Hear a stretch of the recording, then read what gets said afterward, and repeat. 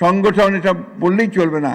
সেই সংগঠনকে শক্তিশালী করার জন্য আমাদেরকে অবশ্যই জ্ঞান চর্চাটা করতে হবে, এবং জ্ঞান চর্চাই হবে আমাদের এই প্রতিষ্ঠানের মূল কেন্দ্র।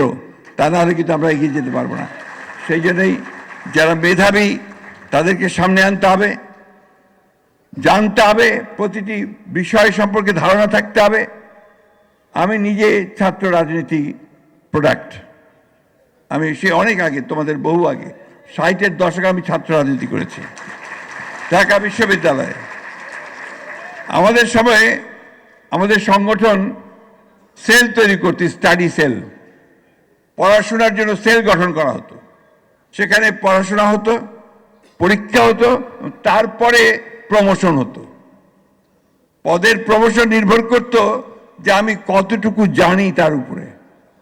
এই বিষয়টা যদি আমরা চালু করতে পারি আমাদের ছাত্রদলের মধ্যে, তাহলে নিঃসন্দেহে ছাত্রদল হবে সবচেয়ে শক্তিশালী সংগঠন। আমি এই অনুরোধ রাখবো যে এই ধরনের চিন্তা ভাবনাগুলো নিয়ে আসতে হবে। গোটা পৃথিবী এখন একটা বলা যেতে পারে ট্রানজিশনাল পিরিয়ডে আছে।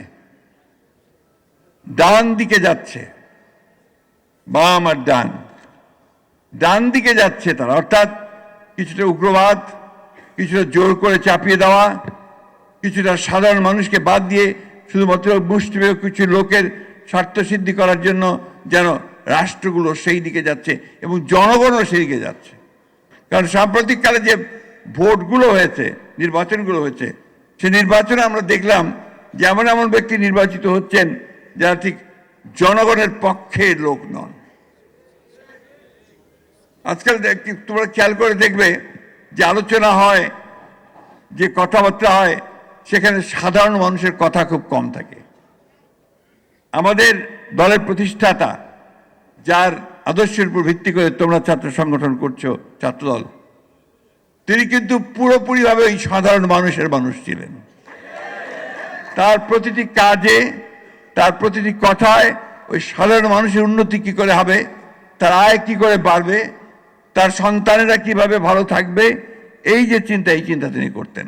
যার ফলে তিনি যখন গণতন্ত্রে ফেরত আসলেন, ঠিক ফেরত আসার পরে প্রথম কাজ যিনি হাতে নিয়েছিলেন সেটা হচ্ছে অর্থনৈতিক সংস্কার। এবং অর্থনৈতিক সংস্কারের মধ্যে প্রথম যে কাজটি তিনি করেছিলেন, যে তার আগে বাংলাদেশ ছিল একটা বদ্ধ অর্থনীতি, সমাজতান্ত্রিক অর্থনীতির কথা বলে একটা ভুল ধারণা দিয়ে সমস্ত মানুষের যে মেধা আছে, তার যে নিজেকে বিকশিত করবার যে ক্ষমতা আছে, তার নিজে যে উদ্যোগী হওয়ার যে ক্ষমতা আছে, তার নিজে যে বিনিয়োগ করবার ক্ষমতা আছে, সেটাকে রুদ্ধ করে দেওয়া হয়েছিল। শহীদ প্রেসিডেন্ট জিয়া রহমান সেটাকে পরিবর্তন করে বেসরকারি খাতে বিনিয়োগ, মুক্ত বাজার অর্থনীতি চালু করেছেন।